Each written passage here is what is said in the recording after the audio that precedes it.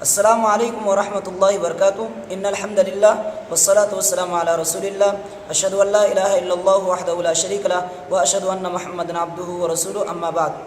محترم ناظرین، آج میں آپ کے سامنے رمضان المبارک کی ایک بہت بڑی اہمیت اور فضیلت لے کر حاضر ہوا ہوں، اور اس کے ساتھ ایک غلط فہمی کو بھی دور کروں گا۔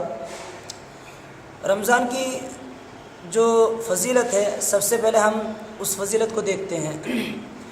عبداللہ بن عباس رضی اللہ عنہ فرماتے ہیں کہ رسول اللہ صلی اللہ علیہ وسلم جب حج سے لوٹے تو ایک انصاری عورت ام سنان، ان سے اللہ کے نبی نے پوچھا کہ تم حج کرنے کیوں نہیں گئی؟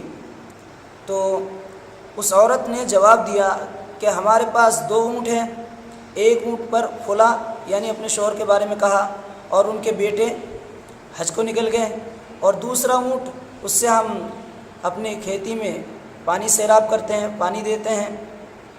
یہ عذر انہوں نے پیش کیا۔ تو اللہ کے نبی صلی اللہ علیہ وسلم نے فرمایا کہ اذا کان رمضان فاعتمری فیہ، کہ جب رمضان کا مہینہ آئے تو تم اس میں عمرہ کر لینا۔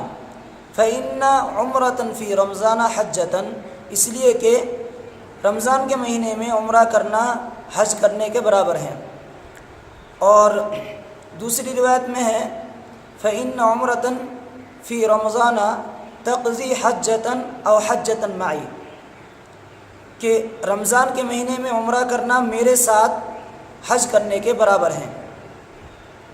تو گویا کہ کوئی شخص اگر رمضان کے مہینے میں حج کرتا ہے، عمرہ کرتا ہے، تو اس کو حج کرنے کے برابر اللہ تعالیٰ ثواب عطا کرتا ہے۔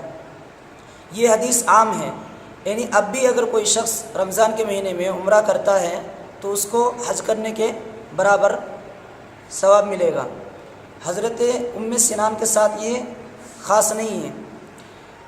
تو اس کے پیش نظر اس حدیث کی روشنی میں کوئی اگر یہ سمجھے کہ میرے اوپر حج فرض ہے، چلو حج نہیں کرتا ہوں، عمرہ کرنے پر بھی یہ فضیلت ہے کہ رمضان میں عمرہ کر لوں گا اور حج کے برابر ثواب کما لوں گا۔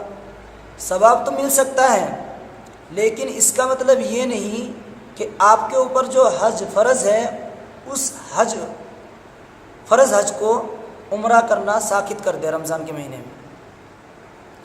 فضیلت عمرہ کرنے پر حج کا ثواب مل جانا رمضان کے مہینے میں، یہ ایک الگ فضیلت ہے، یہ رمضان کی خاصیت ہے کہ رمضان میں عمرہ کرنے پر حج کرنے کے برابر ثواب دیا جاتا ہے۔ لیکن آپ کے اوپر جو حج فرض ہوا ہے وہ فرض حج یہ عمرہ ساقط نہیں کر سکتا۔ تو اسی لیے کوئی یہ نہ سمجھے کہ رمضان کے مہینے میں ہم عمرہ کر کے اپنے اوپر جو حج فرض ہوا ہے اس کو ساقط کر لیں گے، اس کے برابر ثواب کما لیں گے۔ تو فرض حج اس کے اوپر سے ختم نہیں ہوگا، اس کو فرض حج کرنا ہی پڑے گا، تب جا کے وہ چاہے رمضان میں عمرہ کرے چاہے نہ کرے، وہ الگ بات ہے۔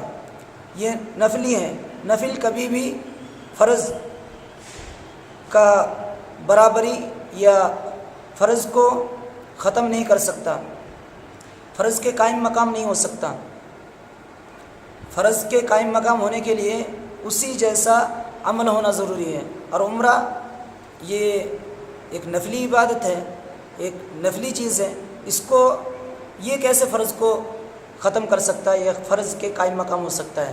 تو یہ غلط فہمی اپنے ذہنوں سے ختم کریں، اور حدیثوں کو آپ اپنی مادری زبان میں، قرآن کے ترجمہ اپنی مادری زبان میں، اردو میں، ہندی میں، انگریزی میں، بنگلہ میں، جو زبان آپ کو آتی ہے آپ پڑھیے، قرآن کا ترجمہ، تفسیر اور حدیث کے ترجمے، تشریحات پڑھیے، اس سے دینی علوم حاصل کیجیے، لیکن ساتھ میں اپنی جماعت سے جڑے رہیے اور اپنے علماء کے ساتھ تعلق برقرار رکھیے۔